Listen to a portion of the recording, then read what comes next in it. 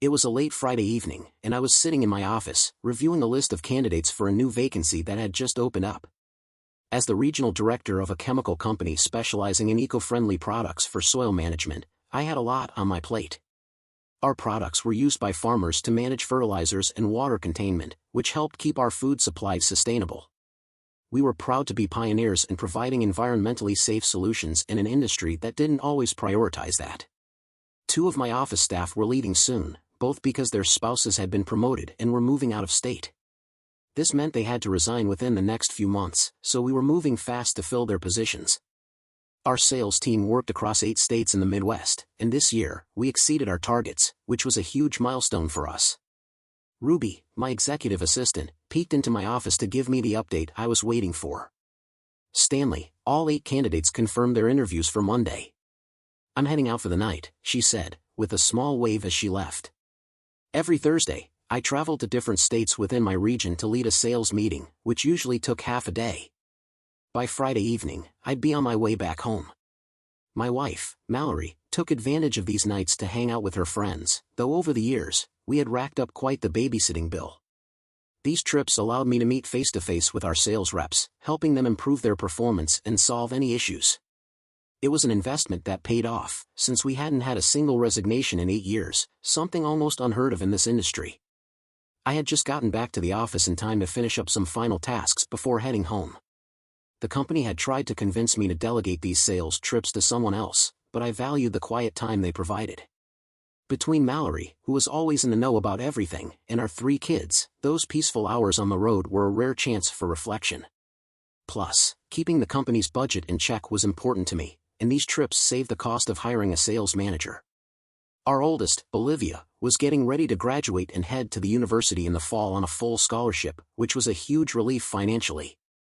Our youngest, Sophie, was 16 and studying for her learner's permit. We were in a good spot as a family.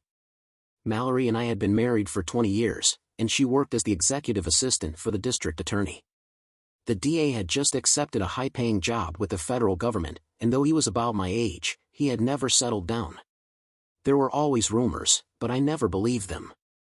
For the last 15 years, my parents had graciously taken our kids every second weekend of the month, giving Mallory and me some much-needed time to reconnect. That gesture probably saved our marriage at a time when we really needed it. With Olivia set to intern at a senator's office in Washington this summer, that chapter was winding down, but it had made a big difference for us over the years.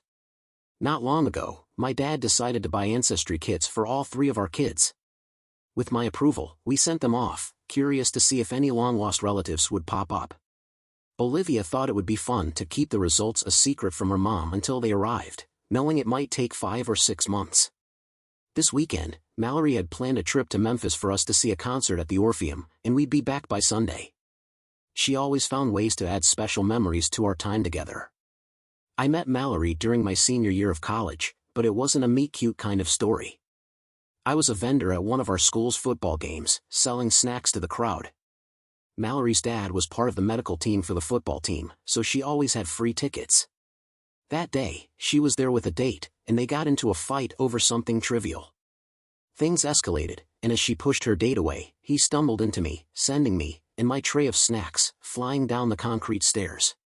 The next thing I knew, I woke up in a hospital bed with my head wrapped in bandages. The doctor informed me that I had 25 stitches across my forehead from a deep cut. Mallory visited me daily, weighed down by guilt. During my week-long coma, caused by internal injuries, she even met my entire family.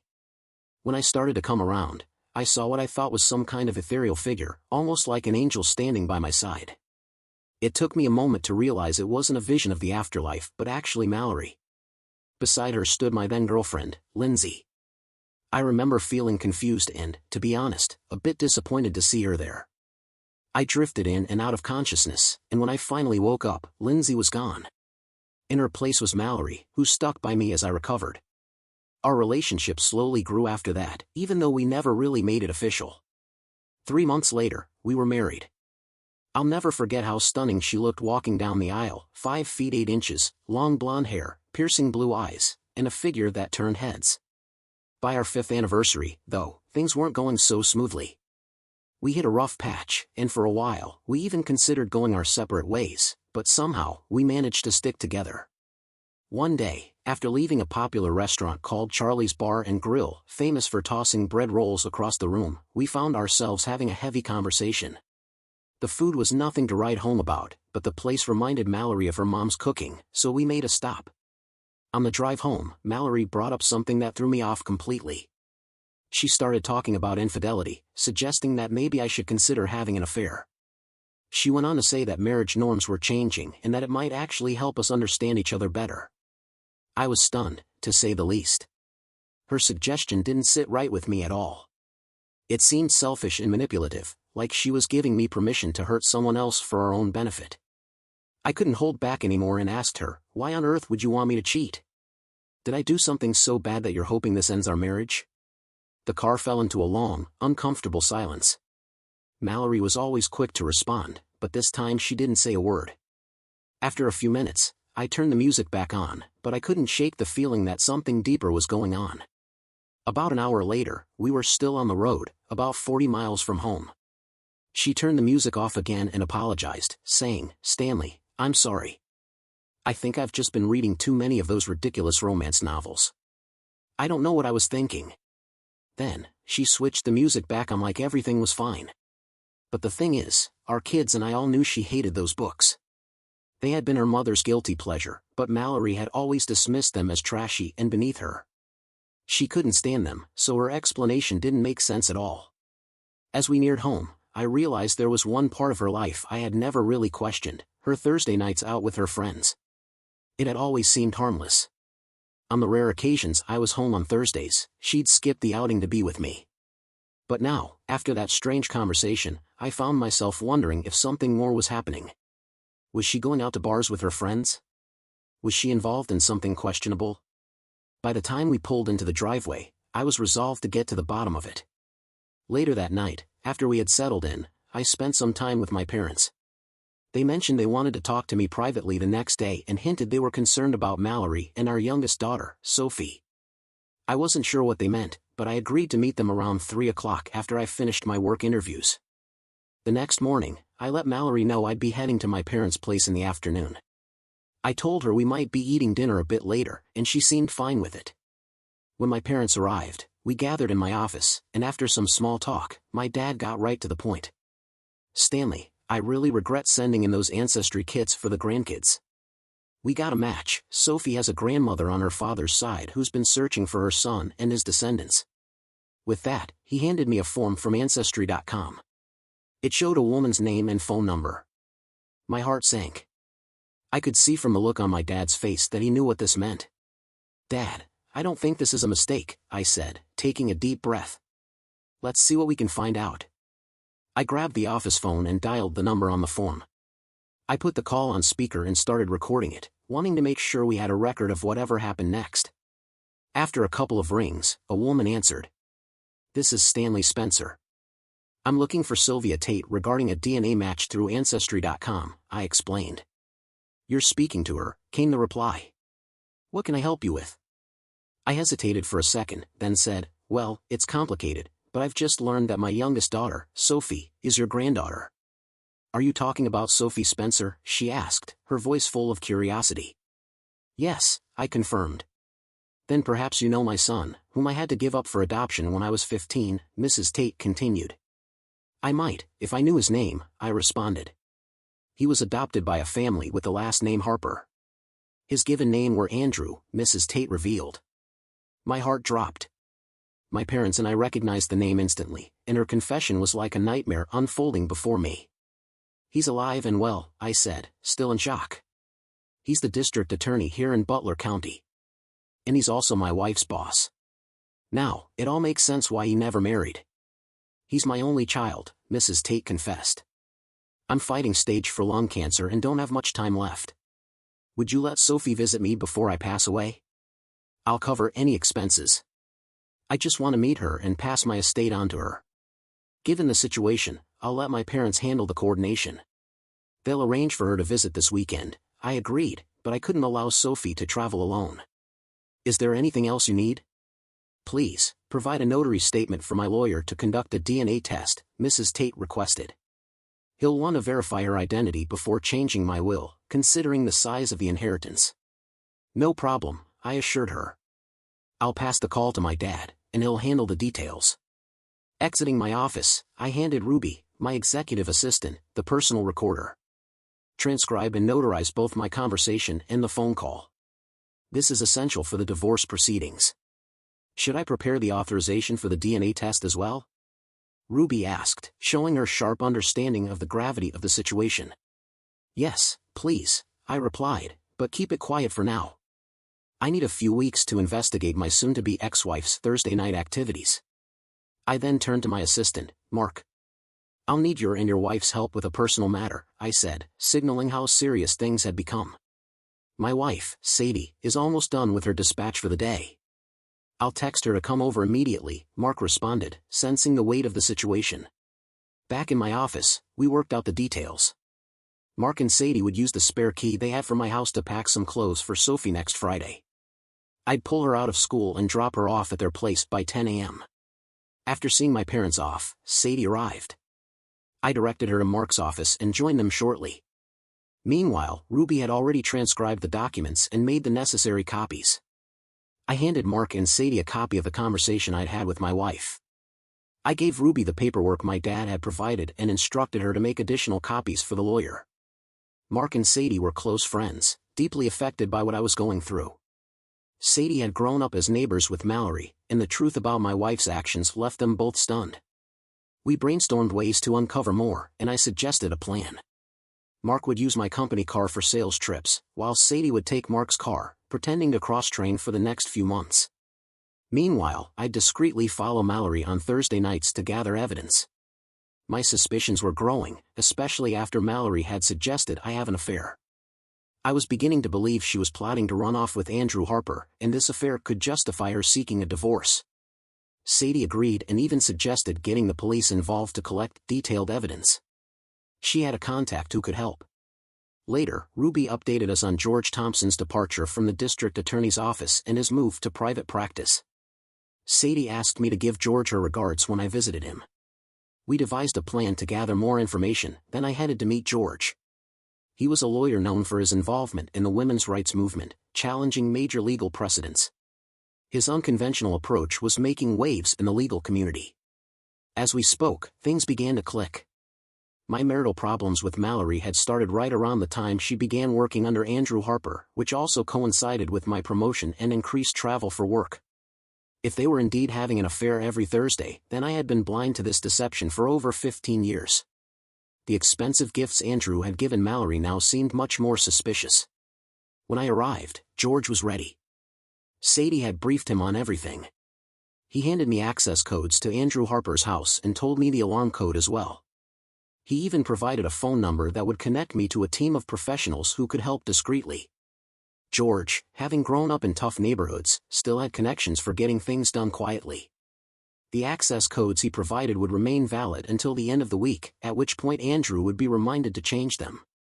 George had also come up with a strategy to sue Andrew for child support, dating back to Sophie's birth. It could potentially bankrupt him under state law.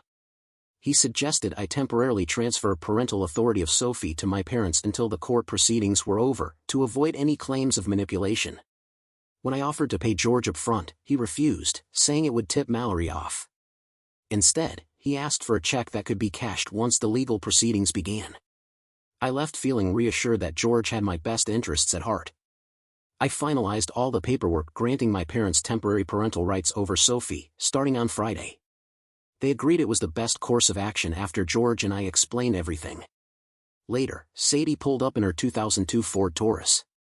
Since Mark was on his first sales trip, she left her car with me and took Mark's home.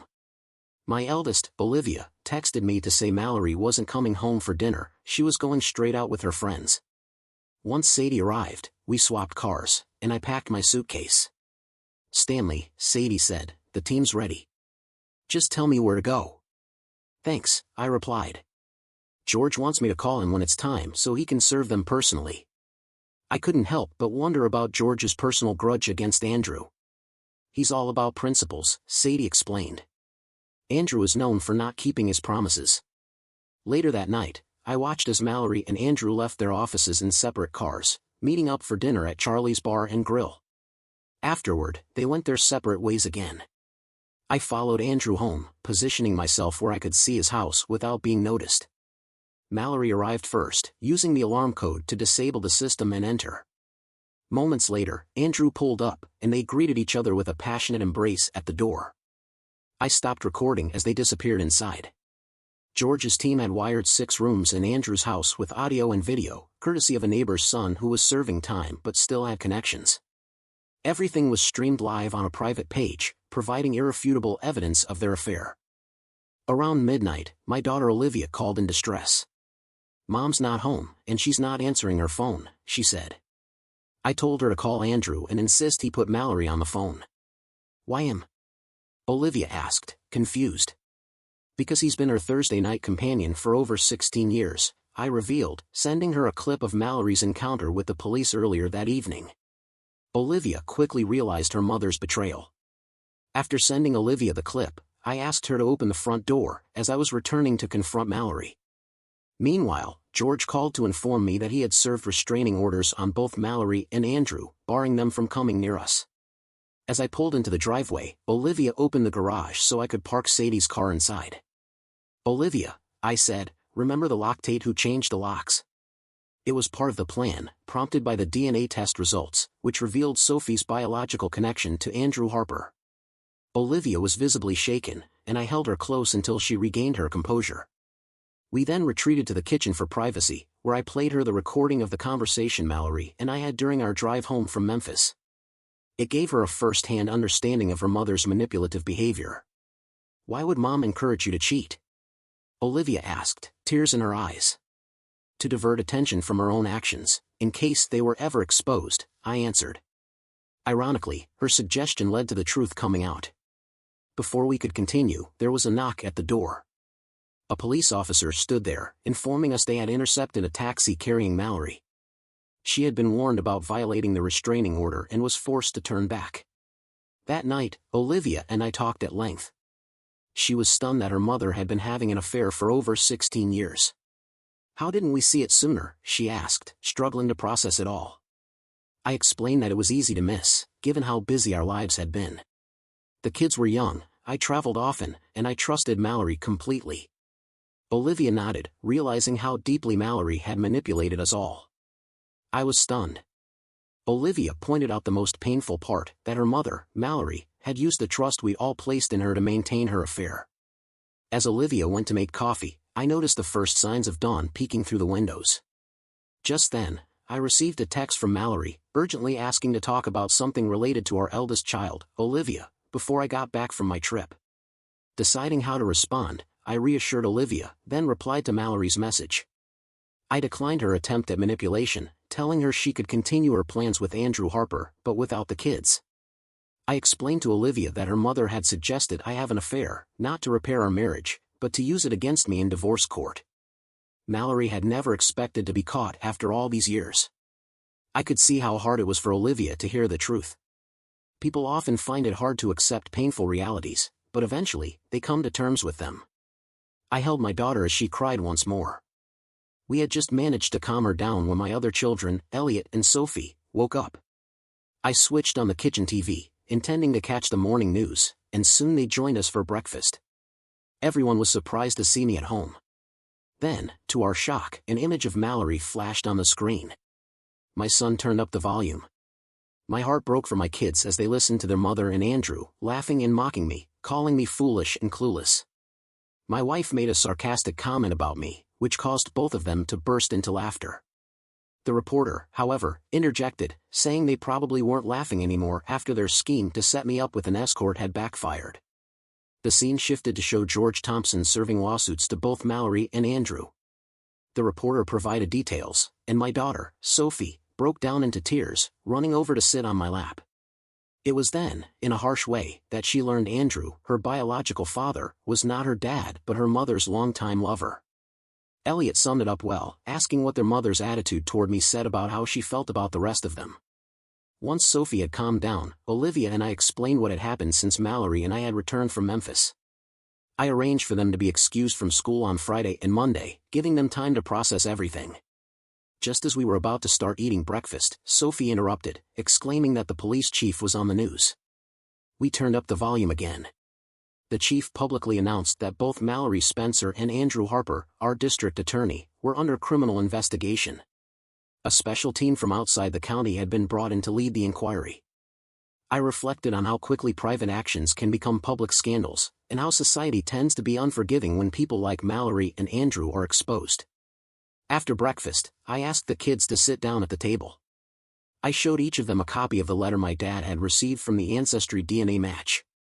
Then I said to Sophie, "Your grandparents are going to pick you up so you can meet your biological grandmother. She's very sick and has requested to see you. There's an important reason for the meeting, but I think it's best that she explains it herself." I added, "As far as I'm concerned, you are and always will be my daughter. If you have any questions, feel free to ask your grandparents." I then asked Olivia to help Sophie pack for the weekend while I called my parents. Once the girls left, Elliot turned to me and asked, "How are you holding up, Dad?" "I'm struggling," I admitted. "But I'm doing my best to stay composed. Remember, son, if you're ever in this situation as a father, you have to stay strong for the people depending on you." With that, I called my parents to explain what was happening. They said they would come over as soon as they were done packing their car. They still had about an hour before they needed to leave for their flight. At that moment, something shifted in my relationship with Elliot, for the better. We were more connected than we had ever been before. The three of us watched as Sophie, the daughter I had raised, left with my parents to meet her biological grandmother for the first time. I prayed that things would go smoothly and that Sophie would still see me as her father when she returned. Meanwhile, over at the district attorney's office, the atmosphere was tense. Mallory had gone out to buy new clothes after having her car towed and the tires replaced. Andrew was busy reviewing the lawsuit George had served him. Though they didn't have a direct DNA sample, the biological connection to Sophie was undeniable, and Andrew couldn't refute it. The truth about their relationship and the fact that Andrew was Sophie's biological father had become common knowledge. It was turning into a political nightmare for both of them. Fraud, under the law, now included failure to disclose key facts, and George had used this to sue both Mallory and Andrew in a civil suit. It was clear that the two of them had been deceiving me for years. Even though several lawyers believed George and I had a strong case, no one was willing to get involved, likely because of George's fearsome reputation in court. The exposure of their behavior on Facebook, including their plan to ruin my life, had become headline news, especially considering my standing in the community. Mallory, who had frequented a nearby clothing store for years, never expected to be confronted there. A woman accused her of being insane, saying she should have seen the consequences of her actions coming. The woman was referring to the compromising photos of Mallory that had surfaced on Facebook. Later, when Mallory returned to Andrew's house, she noticed a company wrapping up a service call. Assuming they thought she was the homeowner, they suggested resetting the security codes. It wasn't until later that she realized there had been no electronic signature verification. Mallory called Andrew, asking him who might be trying to sabotage his new position in St. Louis, and she filled him in on what she had discovered. They both suspected that this was about more than just me protecting myself, there were likely political motivations involved. As Mallory made herself some coffee, she reviewed the divorce petition I had filed. It stung her to realize that her own words had led me to become suspicious. Her suggestion that I damage others' lives had given me the clues I needed. On top of that, the DNA match from Ancestry.com had exposed the truth about Sophie's parentage, threatening to tear apart our family long before Sophie was even born. She realized I had orchestrated the events of the previous night, revealing all the hidden truths about her life. As she took another sip of coffee, the doorbell rang. When she answered it, she found Mr. Harrison, the neighbor Andrew disliked. "Mr. Harrison," she greeted, "what can I do for you?" Handing her a legal envelope, he explained, "Stanley used my place as a base for everything last night. I let him, gladly, after Andrew Harper got my son sentenced to the maximum. The information in this envelope will be shared with the rest of your family today as well. Stanley asked me to find out if you're still laughing at him." Mallory took the envelope back to the kitchen and opened it. Inside were incriminating photos, images of her entering Andrew's house with her key, greeting him at the door, and engaging in intimate activities, all captured on camera. It also included footage of her confrontation with the police. The final document was a signed letter from me, revealing the potential public fallout that could severely damage her future. By the time I returned from Memphis, the letter read, "It was clear you were planning our divorce. I've spent days trying to understand what made your affection for me turn into such animosity. I now realize that you blame me for what you see as the failings in your life, especially during the time when we had only 2 children. You felt trapped in our marriage, longing for your carefree single days. That's why you turned to another man, to relive the freedom you once had. I continued, you allowed Andrew to whisk you away from the life you despised for a few hours each week. You remained in the marriage not because you loved me, but because Andrew didn't want the responsibility of raising children, not even his own. You couldn't leave the kids with a man you saw as worthless, so you stayed, living a lie for years. Every time you and Andrew avoided the consequences of your actions, your hatred for me grew. How much did you two laugh at my expense? Did belittling me make Andrew love you more? What I cannot forgive," I wrote, "is the message you and Andrew have sent to our children. It will shape their lives forever. I've yet to fully understand how much amusement you both got from manipulating me and using our children like pawns on a chessboard." I concluded, the KVOX news reporter summed it up perfectly, "Are you still laughing at Stanley Spencer? I watched Olivia, Elliot, and Sophie as they heard you mock me on live TV, and it broke my heart. Our son Elliot said it best, if you see me as trash, what does that say about how you see them?" The letter ended with, "You've made sure our children's relationship with you is non-existent.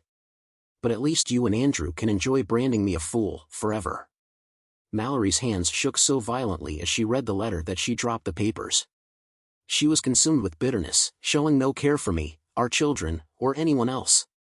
She was selfish and driven by her own desires. Tears welled up in her eyes. I had a way of calling out people's flaws without openly condemning them, and my words had hit her hard.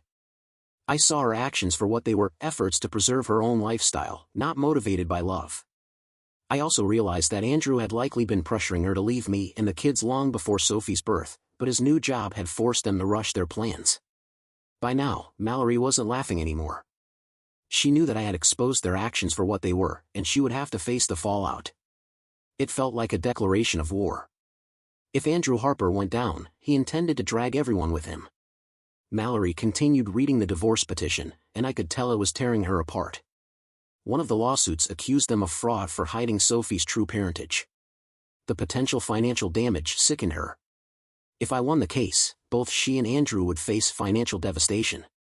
Mallory and Andrew had both severely underestimated me, assuming I was the fool they had always believed me to be. Saturday turned into pure chaos for my 2 eldest children and me. From early morning until about 4 in the afternoon, family members kept showing up. Mallory's parents, her 2 brothers, 1 sister, and their spouses all came by to offer support. Each brought one of their favorite dishes, making sure we had plenty to eat. Even my brother and sister came in from out of town to check on us. Despite everything, we were surrounded by love and care.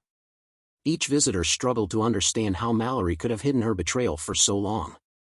They all agreed that the evidence from social media was clear, she was trying to destroy me, driven by hatred. At one point, my father-in-law and I stepped out to the back deck. He encouraged me to let go of whatever was weighing me down, assuring me that he would keep others away until I felt better. He stayed with me until I calmed down, mentioning that he planned to revise his will. He intended to redistribute Mallory's share to my 3 children. He couldn't forgive Mallory for what she had become. Later, I got a call from my dad, letting me know that Sophie had met with Mrs. Tate and that their meeting had gone well. Mrs. Tate had been kind and understanding, helping Sophie open up about her feelings. The lawyer got the necessary blood sample and had a private conversation with my father. They talked about Andrew Harper, and my dad shared what we knew. It turned out that Andrew's biological father was serving a life sentence for a major crime, and Sophie's arrival had complicated his inheritance. I reassured my father that George Thompson had taken legal steps to keep Andrew away from us. That day was filled with visits from family on both sides, all offering their support. My parents were staying at Mrs. Tate's estate, where Sophie was spending the weekend.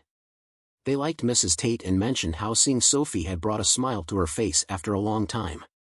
My mom spoke with Mrs. Tate, who expressed gratitude for how we were handling everything. Mrs. Tate planned to leave everything in a trust for Sophie, which I would manage until she turned 25. Before we ended the call, I asked my parents to text me when they were on their way home with Sophie so I could be there when she arrived. I sent a message to Sophie, telling her that we all missed her and loved her. Finally, we had a moment to tidy up the house before Mark and Sadie arrived with my car. I apologized to Sadie for forgetting to return it. Sadie mentioned that the police chief saw an opportunity to take down Andrew Harper and that he and George were working together. George had provided some questionable evidence to help the investigators. Mark said that the atmosphere at the office was tense, and many people were upset.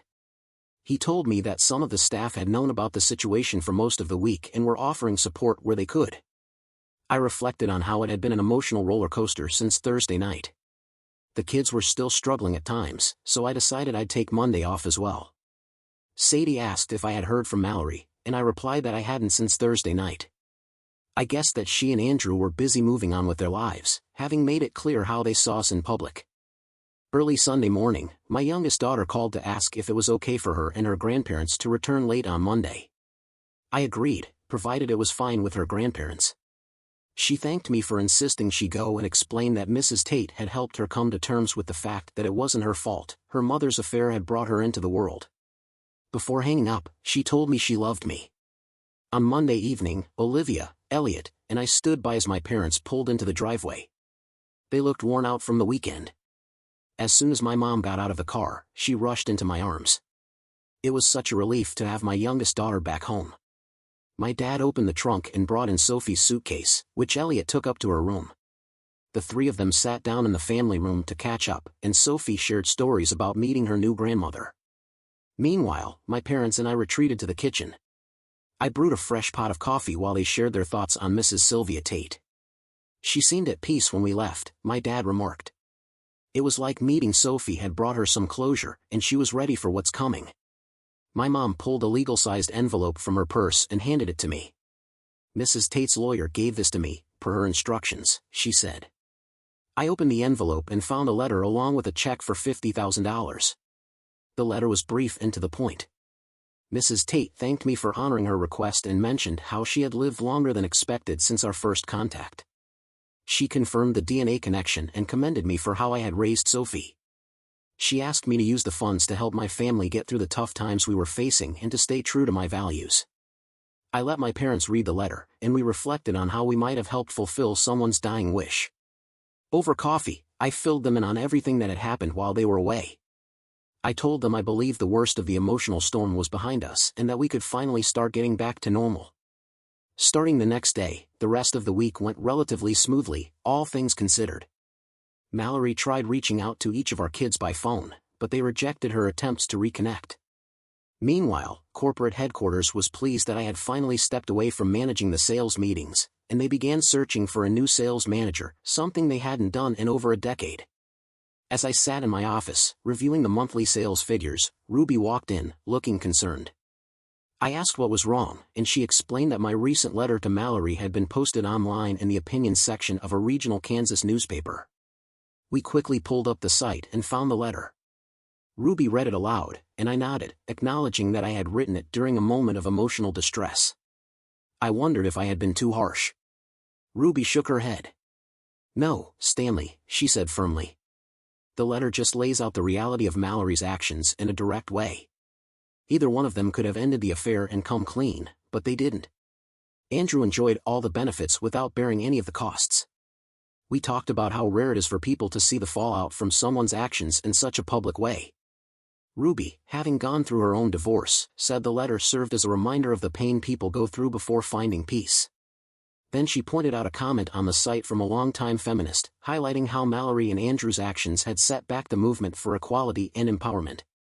Later that night, Mallory and Andrew went to Charlie's Bar and Grill for dinner. It was a busy Friday, but they were surprised to find the place unusually empty. Vacant tables surrounded them. When they asked the waitress why it was so quiet, she explained that people were waiting, but they refused to be seated near them. Likely, most had read the letter I had written to Mallory, now posted on the newspaper's website. Feeling uncomfortable, they quickly asked for the check and left. As they exited the restaurant, Mallory spotted her parents at a nearby table, waiting for their meal. She walked over to greet them, with Andrew trailing behind. Her father, without turning to face her, said coldly, "Mr. Harper, I suggest you take your mistress and leave so my wife and I can enjoy our meal in peace." Mallory left in tears, finally understanding that there was no going back. She would have to live with the consequences of her and Andrew's actions for the rest of her life. Back at Andrew's place, they checked the newspaper website and saw the public's overwhelming disapproval. Their actions had significantly shrunk their social circle. On another front, I sat in the passenger seat of my car, watching as Sophie drove us to Wichita, Kansas. We had received news that her grandmother, Sylvia, had passed away, and we were heading to the airport to catch the private plane provided by her estate. Sophie was deeply affected, having grown close to her grandmother through their frequent phone calls. Olivia and Elliot had been incredibly supportive, bringing us all closer. They had even started urging me to start dating again, but I was hesitant, once bitten, twice shy. Meanwhile, Andrew and Mallory had relocated to St. Louis.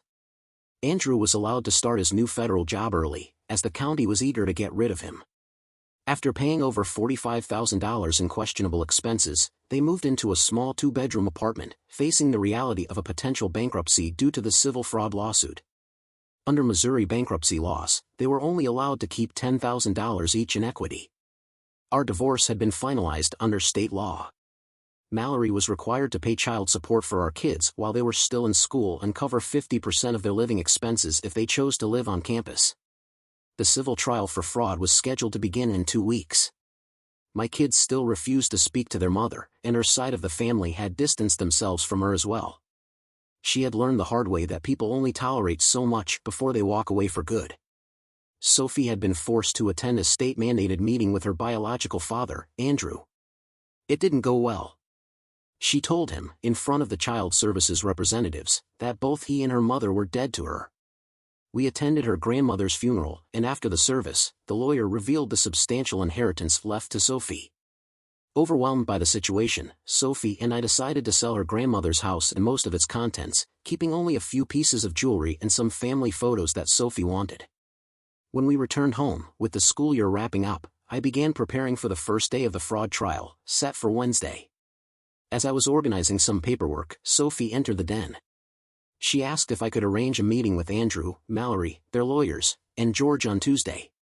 She wanted them to fully understand the real cost of their actions, an idea inspired by her grandmother, Sylvia. I called George and set it up. On that bright, sunny Tuesday, we all sat down at the meeting. Sophie, standing strong, explained that she had called the meeting to address Andrew, her biological father.